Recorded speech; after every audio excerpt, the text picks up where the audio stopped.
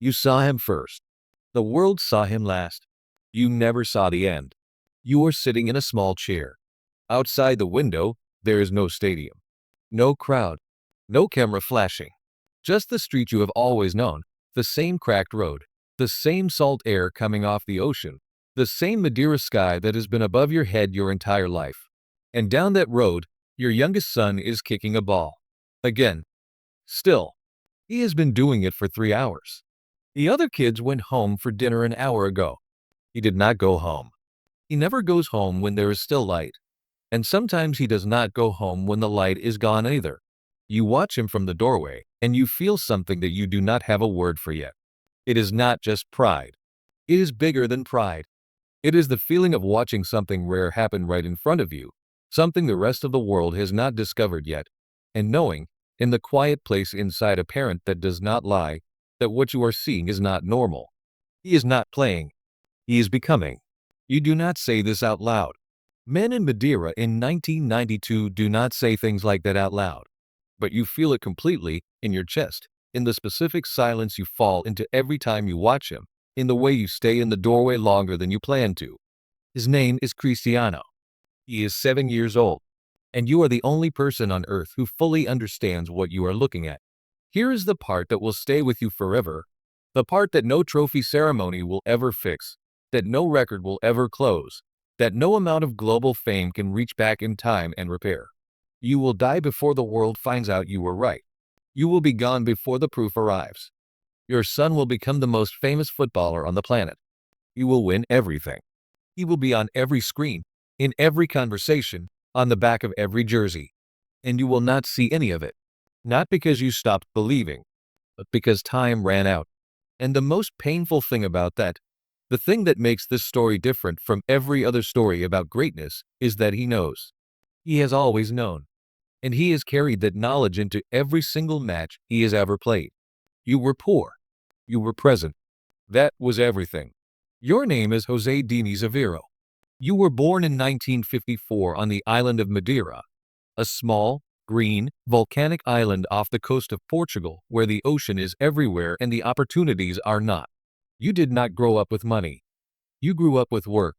You spent your adult life doing what was available, gardening for the local council, working as a kit man at a local football club, doing the quiet and unglamorous jobs that keep a family fed without ever putting much extra in the account.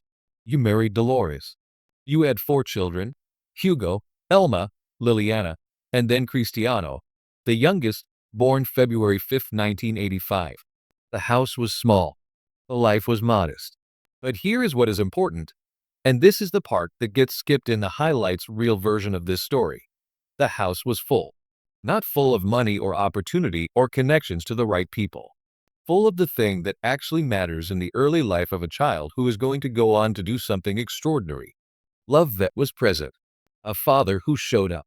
A family that watched and cheered and believed before there was any external reason to believe. When Cristiano started playing football in the streets of Funchal, you watched. When he joined the local youth team, you were there. When scouts from Sporting CP, one of Portugal's biggest clubs, came to Madeira looking for the boy everyone was talking about, you were in that conversation. And when the moment came, the moment that would define everything, you made the decision that required the most from you. Cristiano was 12 years old. Sporting CP wanted him in Lisbon. That meant leaving the island, leaving the family, living in an academy dormitory on the mainland, hundreds of kilometers from home, at an age when most children are still figuring out how to navigate primary school. It meant your son sleeping in a room full of strangers, eating academy food, navigating a new city, all while developing the talent that was going to carry him somewhere none of you could fully picture yet. You said yes. You let him go. You did not have money to give him. You did not have connections or influence or anything that could smooth the road ahead. What you gave him was the yes, the permission, the belief that what he was, even at 12, even unproven, even unfinished, was worth betting on completely. That yes is the foundation of everything that came after. Every goal, every trophy, every record, every moment of greatness that the world has spent 20 years cataloging. It started with a father on a small island who saw his son clearly and trusted what he saw. He was moving toward the world. You were staying behind. After Cristiano left for Lisbon, the house changed. Not in any dramatic way, no single moment where the absence became unbearable. Just the quiet, daily reality of a home with one fewer person in it. His energy had been loud in the house. Not noisy, loud in the way that certain people are loud simply by being present, by occupying space in a way that others feel. When he was gone, the space he had occupied was still there, just empty. You work. You called. He called. The conversations were the ones that happen between a father and a son when geography has separated them, and the son is becoming something that the father can feel but cannot fully follow. He was growing faster than the phone calls could capture.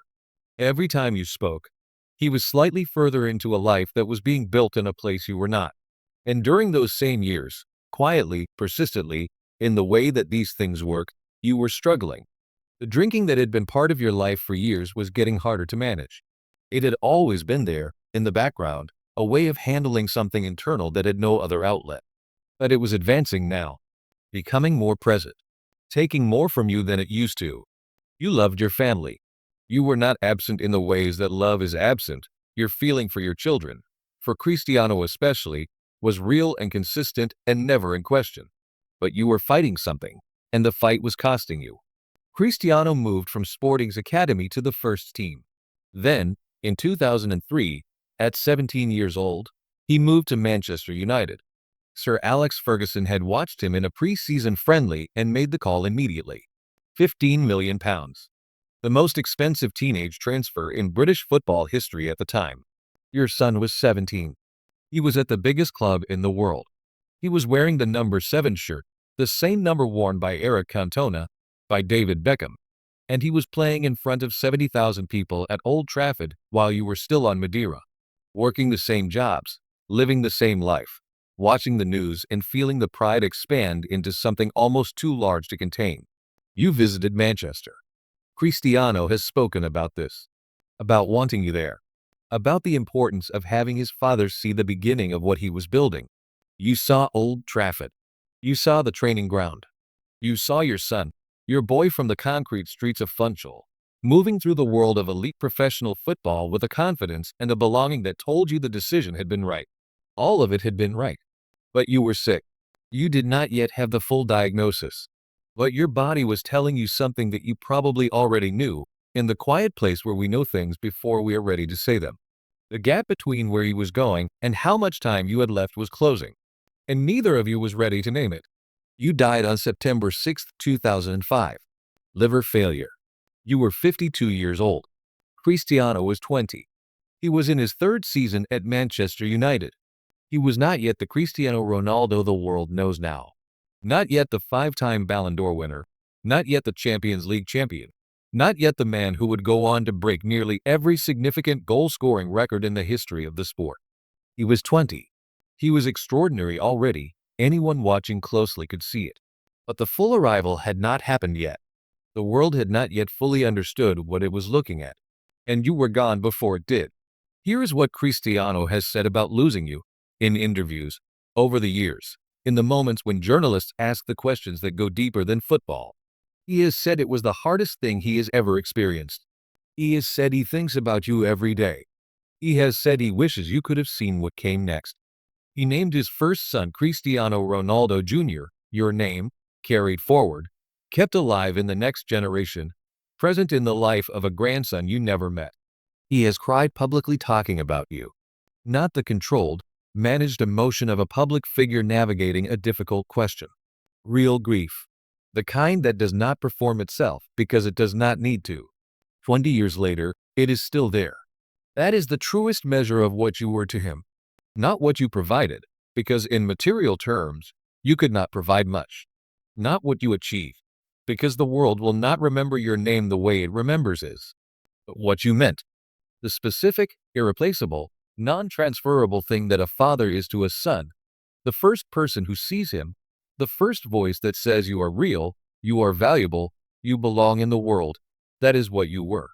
And he has carried it, visibly and consistently, through every year of a career that has taken him further from Madeira and closer, somehow, to you. There is something in the way he plays that has never had a clean technical explanation. The fury of it. The refusal. The quality of playing as though something is permanently at stake that goes beyond the match, the trophy, the record. Analysts call it competitiveness. Coaches call it drive. But the people who have known him longest, the people from Madeira, from the early years, from the time before the world was watching, they understand that it is something more specific than those words. It is a son trying to become something so undeniable that even death cannot prevent it from being witnessed. He won everything. You were still in all of it. There is something that happens when a person we love dies before the story is finished. The story does not stop. It continues, it expands, sometimes, into things far larger than anyone imagined. But it continues with a permanent absence in it. A seat that stays empty at the table. A phone call that never gets made. A moment, and for Cristiano Ronaldo there have been hundreds of these moments, maybe thousands, across 20 years of the most decorated career in football history, where something so extraordinary happens that the first instinct is to share it with the person who would understand it most. And that person is not there. He has won the Champions League. He has won the World Cup Golden Boot. He has won league titles in England, Spain, Italy, Portugal. He has scored more international goals than any player in the history of the sport. He has been celebrated in stadiums on every continent, in languages he does not speak, by people who know his name the way they know the names of the very few figures who transcend their field entirely and become something that belongs to everyone. And every single one of those moments has had you in it. Not visibly. Not in the photographs or the broadcast footage or the official record, but in the way he carries himself when the cameras are off. In the way he speaks about Madeira, always, consistently, with a warmth that has not been diluted by 20 years of global fame. In the way he goes back. In the way the island is still home in a way that cannot be explained purely by sentiment. You are in the silence after the goals. In the look that crosses his face sometimes, just for a second, just briefly, when something enormous has just happened and the crowd is making a noise that should feel like enough, but somehow carries inside it the echo of the one voice that is missing. Dolores is there.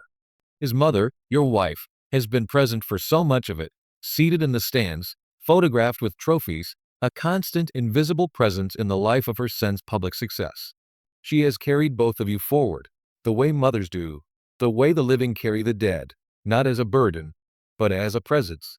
And you are there too, in the name his son carries, in the values he insists on, the hard work, the refusal to take talent for granted, the obsessive commitment to being better than he was yesterday, values that were not born in an academy or coached into him by a world-class manager, but were present already. In a boy from Funchal, in a house with not much money, and a father in the doorway watching him practice in the dark. You gave him one thing above everything else. Before the contracts, before the sponsorships, before the records and the trophies and the billions and the global recognition. You gave him the belief that what he was, exactly as he was, before any of it was proven, was worth everything. And he has spent his entire life proving you right. So here's the question this story leaves you with. Not about football.